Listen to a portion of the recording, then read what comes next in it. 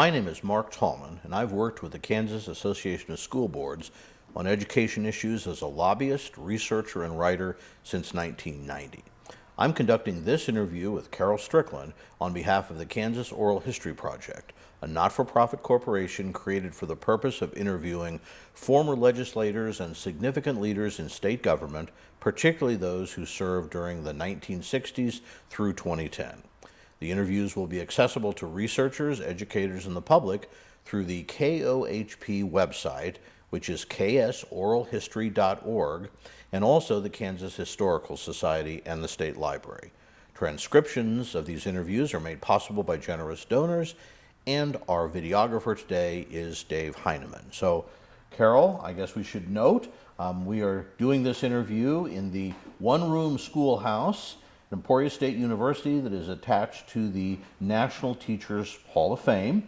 We're excited to talk to you because you bring the perspective as an educator, an honored educator, a Kansas Teacher of the Year, a Master Teacher we'll want to talk about. You spent time as here at Emporia State as a professor, and then for about 10 years were the director of the National Teacher Hall of Fame. So it seems to me you're in a great perspective to help us talk about some of the changes that have happened in education over that time, the role of teachers and how they fit into things, preparing teachers, and then I suspect from your national work a little bit of that perspective too. So thank you very much. We're really glad to be here. Thank you, and thanks for coming to the One Room Schoolhouse. We're really proud of this. I know Emporia State, known as a teacher's college, and Emporia, Kansas is Teacher Town, USA, in case you didn't know that. Emporia seems to be many things as I drive in. There's a lot of things they can point to. I went to Fort Hays State University, and I learned very young, of course, that my institution just started as the western branch of the State Normal College here in Emporia. Right. I have that understanding well, and I think sometimes people now don't remember that so many of our state institutions started as teachers' colleges. That was kind of one of the main higher education credentials that were sought at that time, and of course they've all expanded their role, and that's part of, I think, what this series is about, is talking about those changes over time. But before we get into some of those things, a little bit about yourself. So maybe just tell us a little bit about your background, where you grew up, how you got into this role, some of your other positions, and just fill in the blanks a little bit as what got you pointed in the direction of education as a career and a passion, I assume. Well, I'm not a native Kansan. I was born and raised in Fort Worth, Texas, educated there in the public schools. We were totally segregated at the time. I'm dating myself, but I graduated from high school in 1962. So I went to Texas Christian University, became a Horned Frog, was very fortunate to have a scholarship to go there. And my parents had always said, if you invest in education, you'll have your life paid for.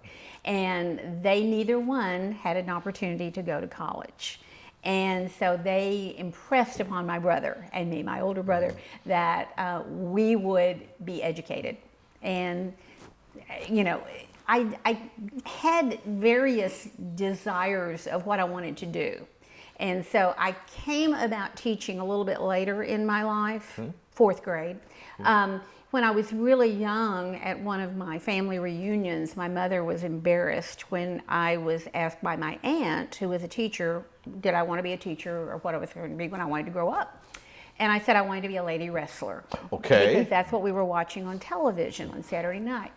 And she said, well, I will disown you. And I didn't know what disown meant. My mother said, I think you need to look for a different occupation. So I thought about it, and I thought, my dad had some health issues, and I thought, I'll be a nurse, and I can wait on people. And then when he went into the hospital a couple of years later, I didn't like the smell of the hospital, and I got kind of nauseous, and I said, I don't think I want to be a nurse. So then for a few years, I just I don't know what I want to be, And then in fourth grade, my teacher, Jewel Spites, decided that I could help her. I could be her assistant because I would finish my homework early, and she was always finding things for me to do. So she said to me, I think you ought to think about being a teacher. And she was having me coach some of the students who were struggling a little bit in reading and things like that. And I guess that was when I decided that I wanted to be a teacher. And I saw what she did and how she impacted me. And my teachers had always really taken care of me. I was the smallest kid in class. That's hard to believe now. And sickly a little bit. And they were always sending things home for me. They were always caring for me. And I thought, I think I want to be a teacher. So that's what I did through high school. And I was finding things that I loved. I loved Spanish. I loved theater. I loved speech. I loved math. I wasn't quite sure what I wanted to teach, but I wanted to teach. So my favorite classes in high school were math and Spanish. I went to TCU as a math and Spanish major, which didn't make any sense at all to anybody. And then I met some overwhelmingly wonderful professors in communication and English. And my sophomore year, I changed my major. And I have been speech and communication the rest of my life. Well, I guess I can relate to that a bit. My major was in English, but kind of a journalism and communication focus is more what I expected to do. And in high school, speech, debate, a little bit of drama, those things were very much my passion at the time. I am curious, in another one of these interviews, I asked the question, but maybe I'll ask it a little bit to you. What do you think are typically the things that cause people to go into teaching, and has that changed? And particularly now, as many districts are struggling to find teachers, fewer people seem to be going in. Maybe that's just our perspective, but that's the way it seems to be.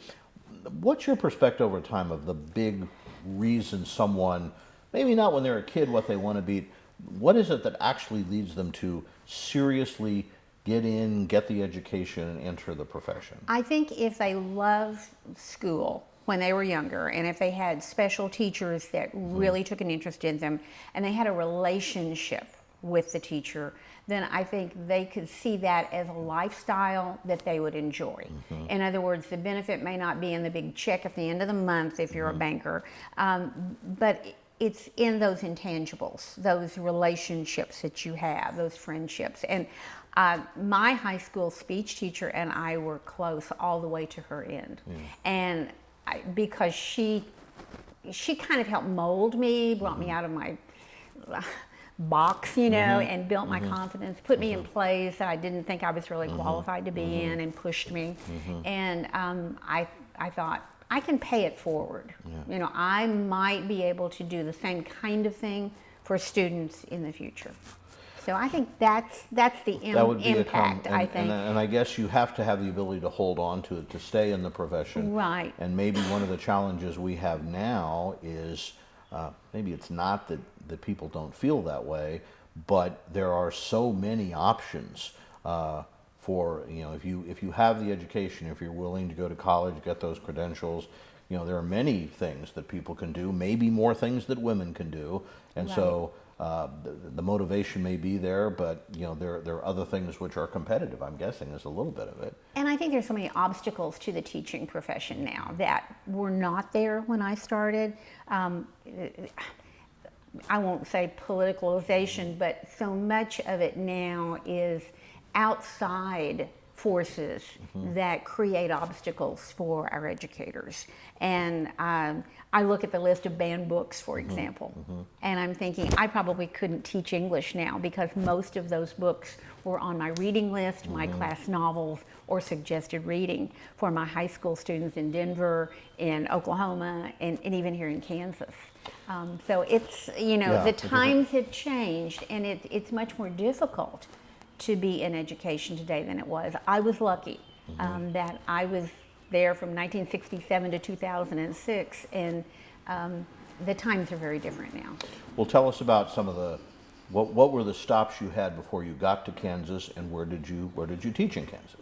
Well, I started in Denver, Colorado, and I came from Texas into a teaching position that I probably should have floundered in. I was placed in an inner city school, and I had no experience at that time. So you didn't grow up in an inner city area in Texas? So, No. In fact, I think the first black student that I came in contact with was at TCU, and he was on the basketball team. And so they hired me to teach in an inner city school. The principal was not even in on the hiring because it was a last minute thing. We had moved to Denver. My husband had a job at the University of Denver coaching debate. Okay. And I was looking for a job, so I put my application in, and it was late, and so they said, no, we don't have anything. 2 weeks before school started, a person came to my door saying, would you come and interview? And so I got this job in an inner city school, and it was like, I had the most wonderful principal in the world. Bob Caldwell saved my life as a teacher. Had I had a different experience, I probably would have quit my first year, as many teachers do. Yeah. They did not set me up for failure, they set me up for success. And he followed me through that first year. And he just said, you don't look like or sound like most of the students we have in this school. Yeah. But you have to do two things. You have to let the students know that you care about them, and you have to treat them all the same. And that is advice I have followed my entire career. I tell it to future teachers. I taught it in the ed psych class here at Emporia State, and I believe that, you know. And he said, these students have so many phonies in their life, they can spot a phony a mile away. So be yourself, show that you love them, treat them all the same. You brought up a statistic that I think probably our viewers need to be aware of, and I know it fluctuates a little bit. And I honestly don't know how it compares to other professions, but a significant number of young teachers, I mean, what you tell me, if you make it through the third or fifth year, then you're probably going to stay. But a significant number of young people who've spent a lot of time and effort thinking they wanted to be a teacher don't make it for those first 3 years. No. Your observation, you talked about the support you got. Are there things that are particularly helpful, or maybe is it just the absence of the kind of leadership you had from your principal? We didn't have a mentoring program, which is true in today's world in many cases, and I think that's valuable. I had veteran teachers, I think, who saw my naivety and my greenness and just took me under their wings. I just talked to one of those women, and I knew her back in 1967, and we still visit every week. She was in the business department, I was in the English department, and I had theater, and I had speech, and I had debate, and I had forensics. And so I was overwhelmed, and she sat me down as a business person and said, here's what you need to organize. And she helped me, and that just, that gave me that. So you kind of had structure. Informal mentoring, Yes. but that was really critical. Yeah, and she didn't get paid for it. She just saw me and said, I think you need some guidance and help, and I'm a veteran teacher. If you have anything, come to me. And so Joanne Riddell and I are just, we're inseparable even in our 80s. So it's great, but that was, and the school was very special. If you know East High School in Denver, Colorado, it is still an awesome school. Oh, okay. They've had great leadership, and they believed in the students. They believed every student could succeed. And I had that as my first experience to learn from. So I believed every school was like that. And I had done student teaching in Fort Worth, and it was a great school. And so I thought everything is like that. That's not necessarily the case, and not necessarily every first-year teacher has that. And I think if they did, we wouldn't have the shortage. That is, I think, one of the challenges, and in my career working with school boards and educators is, many people who have been successful will talk about, I thought it was always, that way, and then when I started working with more, there is more variation, than we want to admit. And so I guess the real challenge is, how do you bring more people up to those good levels? Well, it sounds like you were lucky in Denver. Where did you go from there? Very, very lucky. My husband's job changed, and he went back to Oklahoma, to his alma mater, Northeastern State, to coach debate. And I was very fortunate to get a job just immediately in a middle school. And I taught speech and English, and I started a little debate program for them. They've never had it, to feed to the high school for 9th graders. And then I was contacted by the community college in Warner, Oklahoma, Connors State College, to see if I would come and take over their debate and their forensics program in theater, and along with some speech and English. And I talked to them, and I liked the opportunity, and so I said yes, that would be fine. So I did that for 10 years, and then my husband had the opportunity to come to Emporia State to interview, and Dave Matheny called him and said, we need a debate coach. We need to have you come up and interview. And Glenn said, oh no, this is my alma mater. We're not leaving. I love Oklahoma. But we came up and we realized how wonderful it was here. And Glenn was familiar with Emporia State because of his debate background. And then I said, but I need a job, so is there anything around? And within 2 weeks, the English speech and debate job at the high school came open. Here in Emporia. In Emporia. And it was like, somebody's telling us to go to Emporia, Kansas. And we very quickly said yes and made the move. And we loved it. And I told Glenn, he was moving around with all these job opportunities, and I said, we might want to stay in Emporia for a while. And he said, yeah, but something else might come up. And I have a funny story because University of Miami called him and said, we'd like to have you come out and talk to us about the debate coaching position. And he went, oh no, not interested. And I thought, why wouldn't you even be interested? And he said, I watch Miami Vice. I don't want to live in Miami. And so we stayed in Emporia, and the rest is history. We both retired from here. Okay, now we're going to see how the people who do the transcript and video explain what Miami Vice is for maybe more modern viewers. Yeah, but that's people of our age I date will remember myself. what I that referred is. to Howdy Doody one time Yeah. in class, and these kids looked at me like I don't have a clue what you're talking about. Yeah, So, it's always. I will date myself. Yeah. So in that, so your longest period of your career was here. Yes. You were 20 years. Again, English, speech, those sorts of issues. Debate, and forensics. you again ultimately were honored as a Teacher of the Year. A lot of accolades. As part of why we're talking to you. I guess I had to ask you to reflect a little bit on, maybe just to start with, what were things that you talked a little bit about what you got support at the beginning of your career. What are the things that helped you, I guess, be the best you could be, or be good enough to get those kind of honors? My colleagues and my administration. The interesting thing is that my superintendent, John Heim, whom you know. I know, former executive director of School Board Association, know him very well. When he was superintendent here, he was on the board of the National Teachers Hall of Fame. Okay. And he came to me and said, I'm going to nominate you for the Hall of Fame. Oh, no, and then they got this application form, and I needed to work on it during the time I was trying to prep my debaters for their regional tournament. And I said, I really don't have time to do that. He said, we'll get you the help. You just feed us the answers. We'll put it in the form. And I was kind of went, yeah, whatever. And so he was the driving force for that award and for Master Teacher. And, my colleagues were kind of singling me out. And I guess because my students had a lot of the spotlight with their debate and forensics activities and things of that sort. And it was very collegial where I taught at the high school. It was not the jealousy or animosity that sometimes we see with honors and awards. And when I was Teacher of the Year for Kansas in 1999, I traveled, and my message was to the administrators, number one, you need to honor your teachers because that brings awards to your school and to your district and gives a spotlight. Parents can be proud of that. It's not a one-time thing. That person represents the entire district. And secondarily, when you have a new teacher, don't give them the worst schedule in the world.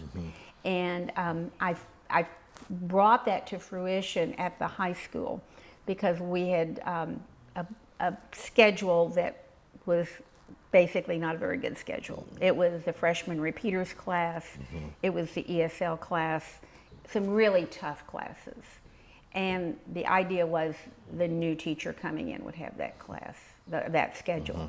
And I spoke up at a meeting of the department, and I just said, I don't think that's fair to the first year teacher. One of us needs to take that schedule or break it up. And one of my colleagues that I love dearly said, I've been here too long, I paid my dues, I don't need to teach that schedule. And so it wound up that I taught the schedule.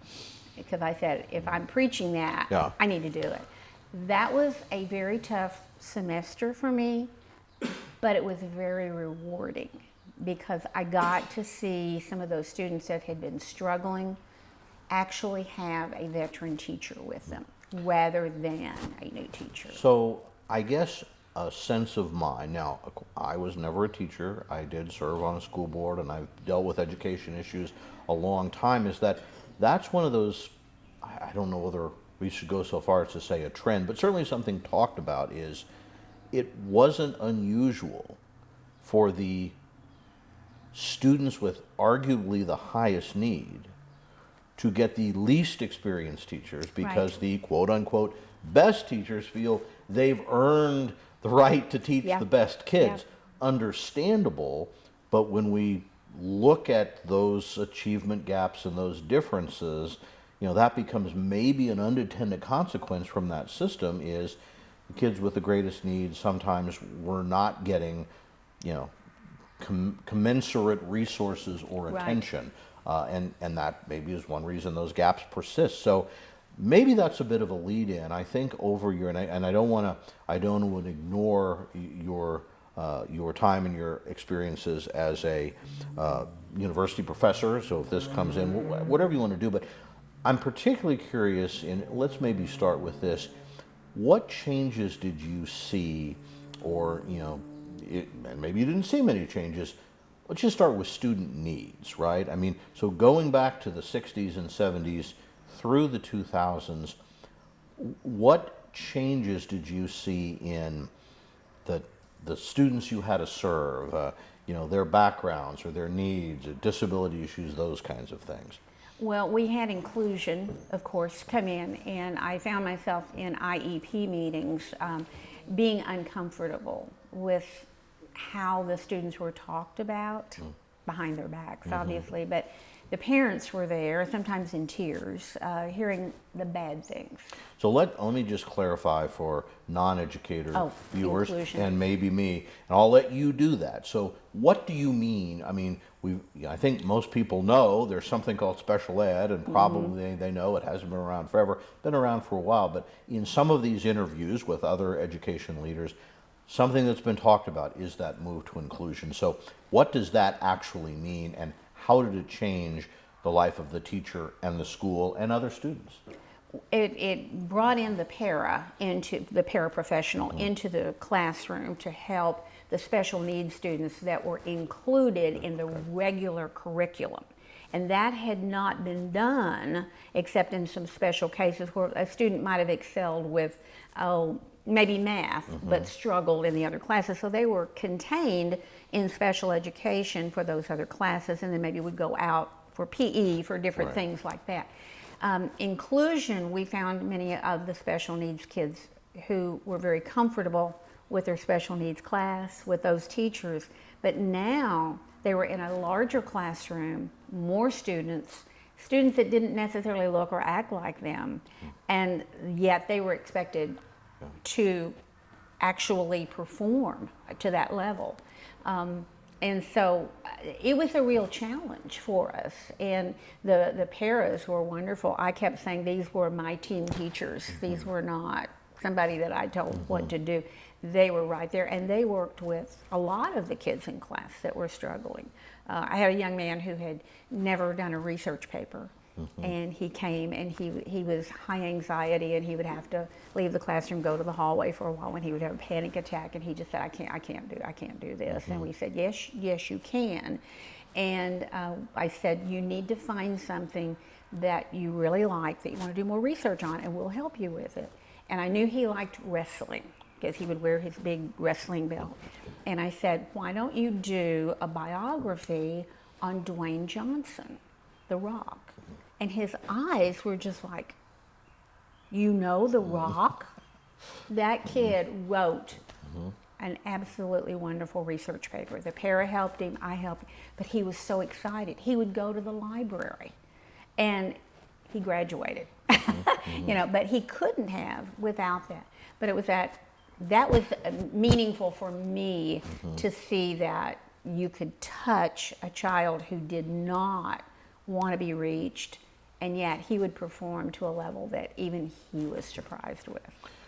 And as some of the interviews that we've done, that's one thing we've reflected on is people who, some of these changes are gradual enough, if you don't have a fairly long history, that understanding that, you know, Kansas public schools have significantly increased their staffing. Enrollment is not really much higher. In fact, it's dropped a little bit, but those positions have been largely in special ed or Yes. paras. In fact, there's sometimes a criticism saying, well, you haven't hired very many teachers. And the implication being, well, if you're not a teacher, you're an administrator. Fact of the matter is, the biggest increase in positions in Kansas has been special education paras, to, I think what you're saying, to be the ones working with that special needs student so they can be in the regular classroom, but to assist that regular teacher who now has to teach the regular class and the special education student. Yeah. And we're having more and more students diagnosed, obviously, in special needs. And it takes a special person to work with the kids on a daily basis like that. And I really admire, one of my really good friends came back to Emporia after being away for a while, and she came right back to where she was as a para. And then others have worked from being a para into a special ed teacher with the programs that the Kansas Department of Education has. Good, and that good point, that's another change. Not only 50 years ago, there probably were a lot fewer paras, and now it really is a common route into the profession for some people who want to do that. So a way of introducing that access. And Kansas is so good about encouraging the paras to go ahead and become licensed if they want to do that. They'll help them financially. So that is one way kind of the student needs have changed. The expectation of students with disabilities is different. The number of students with disabilities. My understanding that another thing Emporia has experienced, like much of Kansas, maybe even to a larger degree, is the increasing Hispanic population, ELL population, and just in general, and frankly, students in poverty, lower income issues. You know, often when I've gone around and talked to communities, you know, they sort of have this idea of when I was a child, we were just a kind of an all-American rural farm, you know, everyone was farm kids. What they'll remark on is how, for all kinds of different demographic reasons, that has changed. What did you see in those areas in your time here, and how did that affect both the profession and, I guess, the outcomes, the results of our system? Well, as I said, I had the opportunity to teach what we called ESL at the time, now ELL, and meet some of those students at the level where they were. Many of them had tremendous stories to tell of how they got here and the struggles that they had. And I was trying to impart to them what my parents did to me. And education means it will open doors for you. Without that education, who knows what your future is. And I think that has not changed. And we did have a huge population working at Tyson Meatpacking here, which now has closed. And we've lost some of those families. They've moved on to other places. But this has been a very rich area for Hispanic culture. And you know, we celebrate Cinco de Mayo with a big parade every year, and you know, so the kids feel a part of the community. We had some problems with some of the young men who came from countries that wanted to be gang members and wanted to, you know, rule, and they were a little hard to manage until we could bring them in and say, don't do that. And I remember a young man who had great artistic ability, and I kept saying, we need to get you down with Jerry Troxel and get you some art classes. You have a great future. And he was kind of excited about it and said, okay. And then later he said, Miss, I can't. And what? I said, no, I can't tell you, but no. And so one of his friends said, no, the other members of his group said, no, that's sissy. You can't do that. So those were kind of the cultural things that we had. And I want to ask you something else that, again, is kind of my perception. And again, I realize you haven't been in the classroom for a while, but over that period of time, So again, to date myself, going to high school in the 70s, beginning my profession in the 80s, following education, a lot of surveys and things would say, well, what did people worry about then? Well, they worried about drugs, they worried about gangs, they worried about violence, and some issues, there's still concerns over school shootings and those kinds of things. Right. It doesn't seem we hear as much about fights in school and gang issues and those things. Still out there, obviously, and I don't know whether we just aren't covering it, but I now hear more concerns about it is not so much kids maybe hurting other kids as kids maybe hurting themselves. I mean, issues of depression and anxiety and suicide, although, the good news is here in 2025, we've actually seen for 5 years a decrease in youth suicides, but that followed, a decade or more of that rising. So what did you see changes maybe just among students, just sort of in maybe their state of mind or their framework or how they dealt with issues or how they dealt with authority and family support and those things? What did you observe over your period in those ways? I'm not going to point a finger at any one thing, but I think technology changed our lives drastically, and the bullying that is now rampant is sometimes on social media where they can hide behind something else and do that. I'm not sure the fist fights of my day, where I broke my hand breaking up a fight in Denver, and I don't think it's so much that, but I think it's the psychological bullying that's going on, and the verbal abuse and the name calling, those sorts of things, and it's tough. And if you're on social media, I think now schools are trying to regulate cell phones that maybe can come under control. I just think, I'm not saying technology is bad. I think it's awesome for quick information. If my debaters had laptops and Google and internet rather than carting tons of evidence to every debate tournament, that would have been awesome. That has changed, probably for the better. But I think the technology and I think COVID combined desensitized some of our students and maybe some of our faculty and administrators too. The interpersonal communication that I saw with students back in the 60s, 70s, 80s, and even into the 90s, where they were comforting each other, they were encouraging each other.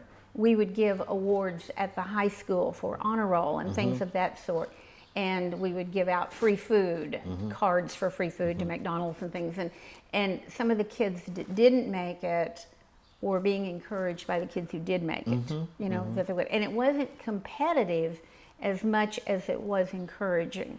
And I think now there's a real competition among the students, and maybe me first, I'm entitled. I'm not sure what's happened to society, but the schools are a microcosm, and they're copying society. They're copying what they see at home, what they see on TV, what they see on social media. I'm hoping we can kind of come around to an awareness before we totally divide. So I want to talk another issue maybe with you in your perspective as an English teacher, language arts, those sorts of things. Again, as we record this in 2025, we have spent a number of recent years having, I don't know whether we'd say a debate, but a real discussion over the science of reading and how to appropriately teach reading. And I don't want to oversimplify it, but I think something of a belief that, there was a period of time we weren't focusing on the right things, and that did not help some students as much as it should have or could have, lost maybe some ground in some ways. There's been a tremendous effort in the last few years to change that, both at the high school or at the district, the school level, and of course the universities who train the teachers to do that. Now, probably in another interview, I made the comment to someone, You know, my mother had an elementary education degree. She didn't actually teach, but I can still remember, because we were kind of a weird family when I was in school, her complaining about they were getting rid of phonics, and she didn't like that. So it occurs to me that we've kind of been debating about phonics and that sort of thing for a long, long time, and now we kind of feel we have that answer. I'm curious as to someone who's, you know, who was probably learning how to teach how to teach reading, or hopefully kids knew how to read for the high school level in the 60s, to where we are now. What did you observe about what has worked or not worked, or, you know, why do we keep having these debates? And what is, I got to tell you one other thing. I happened to stumble across an article I read somewhere that talked about, it was in a scholarly journal. I didn't understand most of it, but it was conducted by a couple of Kansas professors who were basically lamenting why college students cannot read long form, right? They would basically say, you know, their comprehension level is not at all where it should be for what we want. So again, we've been debating, like, well, why Johnny can't read. That started in the 50s, if I remember, not sooner. Oh, yeah. So we've debating over a long time. But give me kind of your perspective over maybe the course of your career about why can't we figure that out, or there are other things maybe we figured out and things change. I'm just curious. I'll give you a soundbite. Okay. One size does not fit all. Okay. And that's what we argue about. I think school districts, as well as teaching colleges, want one program that works for everyone, and that does not exist. Okay. Because children learn differently, they learn to read differently, their backgrounds are different. Some kids are dyslexic, and it's not even diagnosed until they're in third grade. Right. You know, that's unforgivable. So parents can recognize certain things early on. When they're told, hand your child a book, he'll start reading. That's wrong. Parents, don't listen to that. Right. You know?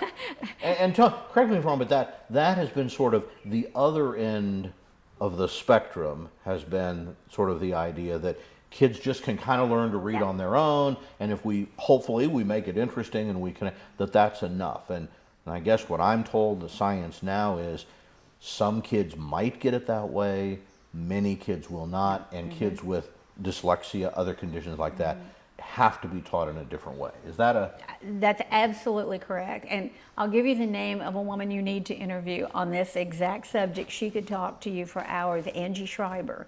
She has fought. Here from Emporia, yes. Yes. Former school board member. Former school board member with my husband, and her husband is in the legislature, and he fights the battle every year about, don't just say we're mandating this reading program for all students. That's not the way to do it.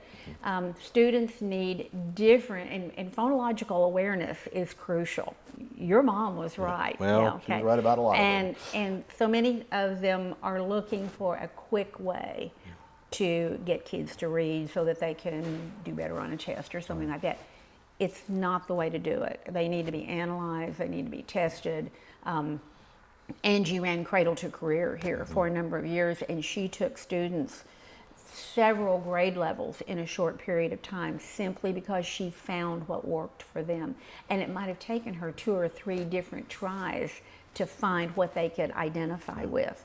But reading is not easy, and it's not something innate or natural with us. And just having books in your home does not mean you're going to be a good reader. And you're right, we have students at the high school level that are reading at, you know, high elementary, low middle school, and some students that are going to college that are really struggling because of that reading. They have a lot of reading material and they just can't get through it. So some critics of education, and I dealt with a lot of views when I was a lobbyist for many years, you know, would ask the question, well, why do we tolerate that? If a student isn't reading in high school, why wasn't that identified and remediated sooner? Can you give me some insights Do into we that? have the trained people in the schools to do it? Do we have the time to do it? If there's someone leading that school district or that school that says these scores are telling us something, we need to intervene, rather than just saying, well, you know, we did a little better than last year. Let's just, you know, move on. It happens with leadership and with the trained people that are there. And you can go to Osage City and see what they've done with a reading program. And every single child was involved in making a better life for themselves through reading, and it's working beautifully. Yes, I have done some work looking at districts that seem to be overperforming on measures like test scores, and having the opportunity to visit them. You know, what they will often say is it's a very deliberate effort, Absolutely. but it is not easy. And one of the challenges is when we continue to expect, you know, well, we're worried about reading, but there's a lot of other things we're worried about, dealing with those fights and dealing with suicide and, you know, dealing with all those many other things. Right. And the fact that, you know, many students are also doing very well. And we want to make sure that that can continue. So I think that is the challenge. One of the things that has been discussed is, you know, when to make changes like that, you have to have the support from higher education. So I guess I'd ask you to reflect a little bit on that. What have you seen over the years as any changes or, you know, successes or disappointments in that relationship between K-12 system and the higher education system? One of the things I've noticed is some people who have been in higher ed for a number of years want to continue doing the status quo. And they have not been in the schools, in the classrooms, to see what those teachers are struggling with. What worked in 2000 may not be working in 2025, but they need to be out there seeing it and hearing it and knowing it. And I don't know if it's just refusal to change, or they don't want to spend the money, or they don't know where to turn. I don't know the answer to that, but I know that in higher ed, a lot of the teachers are coming out with some good training and learning to identify reading difficulties and then where to turn for those resources.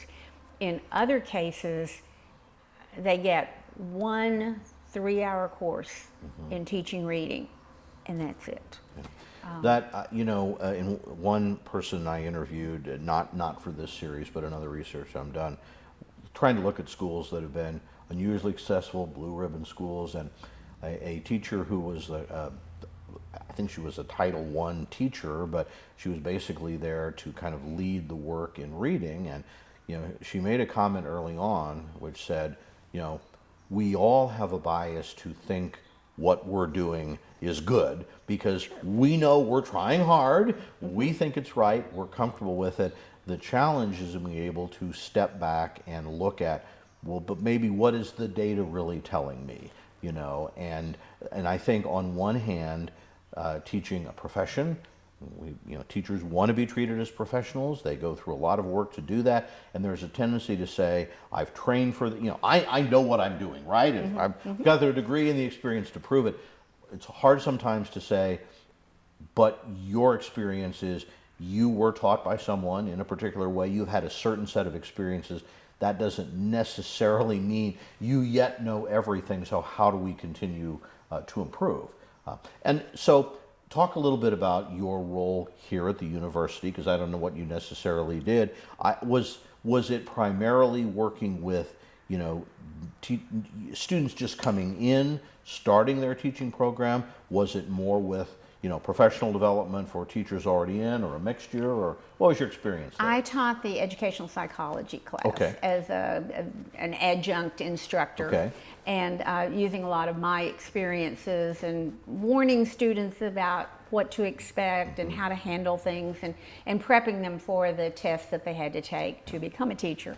And then I also taught in the communication department some speech classes, and I taught the intro to PR class for them.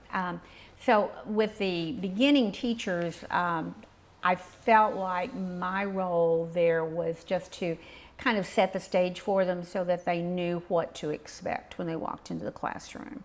And we did talk about diversity a lot in terms of the different students they're going to meet, the different techniques they would have to use, trying not to give up on a student. You know, I've heard parents say, well, I've given up on him, I don't know why the teachers are still working, you know, and it's that mindset that not everybody can excel, but everybody can do their best. Right. And that's kind of what I was trying to instill in them, and try to find the best in those students. And oftentimes, if you establish the relationship, then they will do their best for you, not even realizing it's for them. And I found it really rewarding getting to work with the future teachers, because they were young, they were enthusiastic, you know, and I always felt good about the future of education, knowing that these kids were going out to teach the future kids. Oh. And you know, and I would ask them many times, why do you want to teach? Yeah. And Great question. yeah, Probably one they should also answer and they needed before. to think Yeah, about it. exactly. You know, they really did. And some would say, well, my parents were teachers, or yeah, I like working with. And some of the PE majors, you know, said, well, I love the outdoors and I love Right. exercise. I want to share that with other people. Okay, that's the reason. You know, that's why you're doing what you're doing. And many of them are still in the classroom. Some of them have been Horizon Award winners over the years, and I've kept track of some of them. Facebook is wonderful because we can communicate, and oftentimes they would send me a question or ask me to come and talk to their class or something when after they became teachers. So the field of education is so different, I think, from other professions, and it's hard to identify what a person should expect when they walk into the classroom. And I've tried to give them a picture of it, that it's hard work, you're exhausted, sometimes you tear your hair out, sometimes you need 3 cups of coffee in the morning. But at the end of the day, if you can say, I meant something to somebody, then I think that makes it all worthwhile. Yeah. And there are a lot of people that don't have occupations like that. Yeah. You know, and the riches of teaching are not like Bill Gates and his big bank account. I couldn't ever write a check like that. But, you know, the riches are in the notes that you get, the invitations to weddings or graduations, Yeah, or certainly when I talk to you, that's often what you hear. It is those baby connections they showers, make, you know, that, and they're that sending people you are pictures. grateful to you Yeah. for changing their lives or giving them direction. And I imagine for many people, you know, other than their parents, you know, the biggest mentor or the greatest influence on them, hopefully in a positive way most of the time, would be experience with a teacher, you know, at some level. Yeah. So, well, let's kind of talk about one more area before we finish up, and that is your work with the National Teachers Hall of Fame. So I'm curious, what led you to that role? Why were you interested? And then what does it do? What is it? Tell us a little bit more about that. What you've learned from it. Another hour show. Yeah. I was inducted in the Hall of Fame in 2003, Okay. Thanks to John Himes' nomination. And since that time, I volunteered to help them when they did induction. They choose 5 teachers nationally, excuse me, nationally each year to be inducted into the Hall of Fame.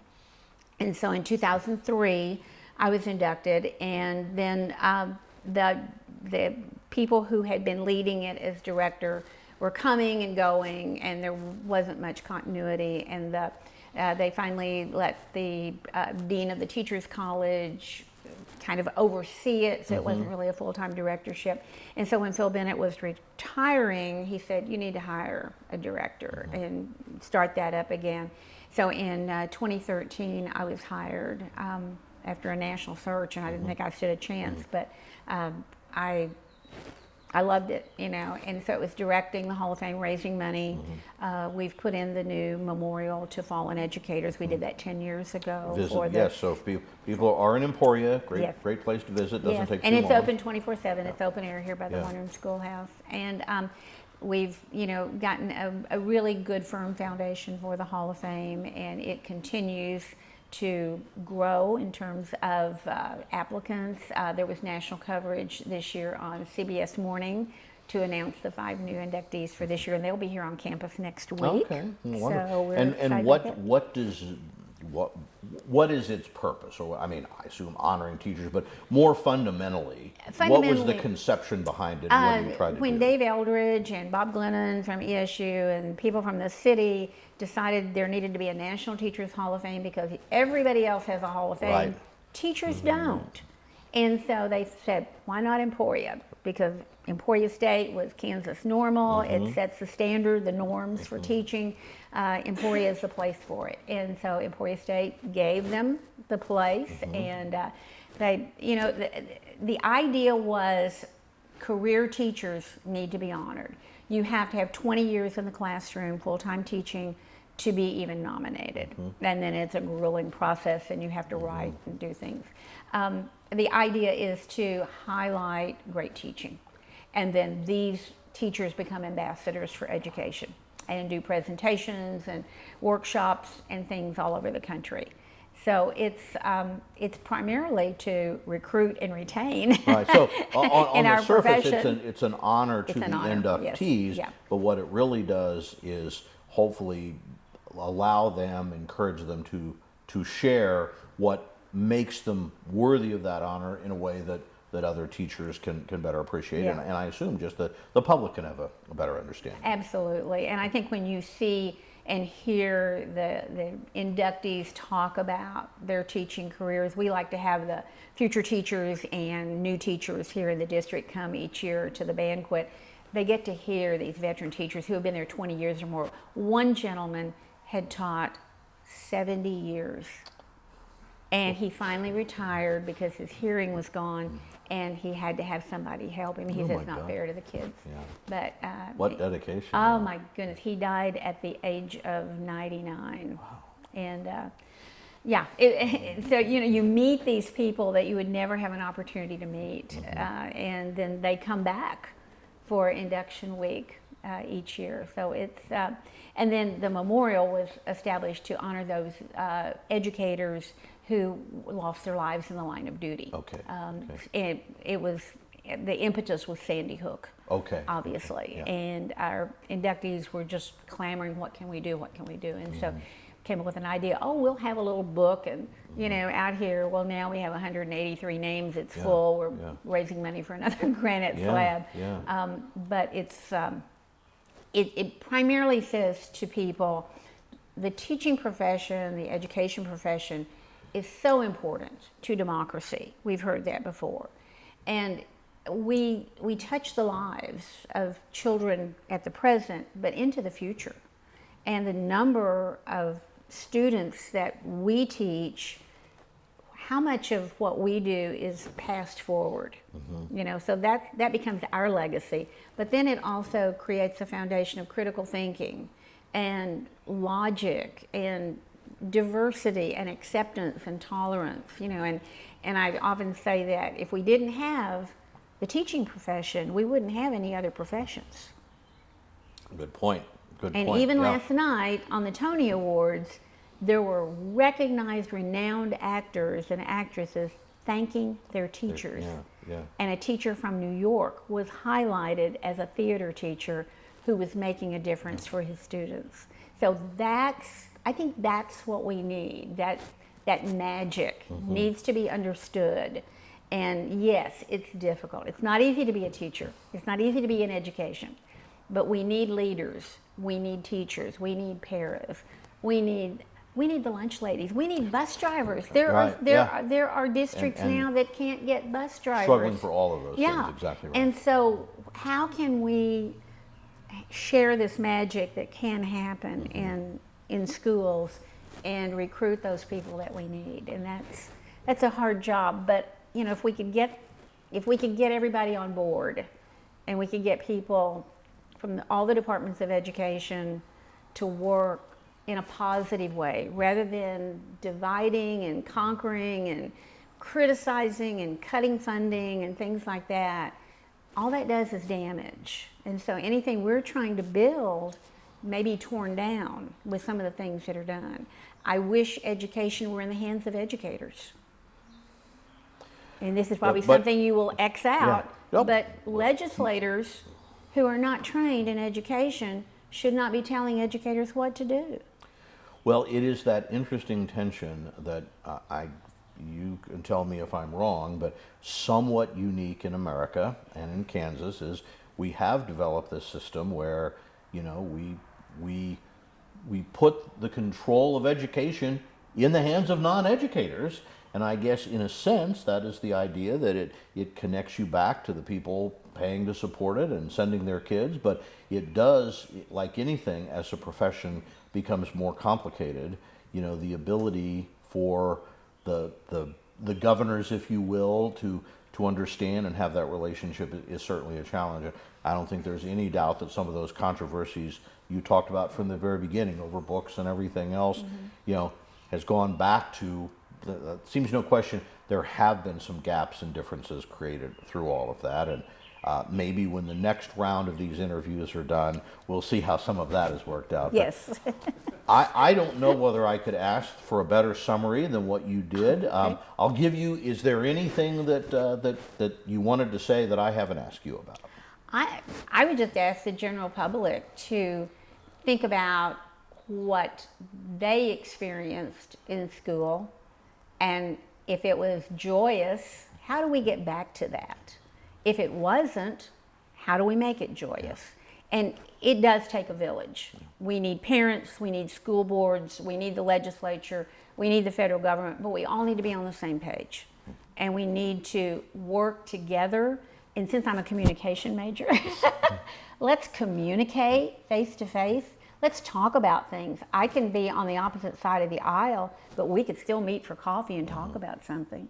I'm going to quote Bob Dole. Where's the outrage in some of the things going on today, you know, in public education? So a rallying cry, maybe, I don't know. Well, thank you for that. Thank you for sharing. Thank you for your passion, and certainly for your long career of service to Kansas and other places in education. And as always, I want to end by thanking the viewers for making, I guess, this possible. I don't know if you do a recording and no one watches it. You know, was it an interview? Are there any viewers? I don't know, but transcripts are available, and we appreciate you as always.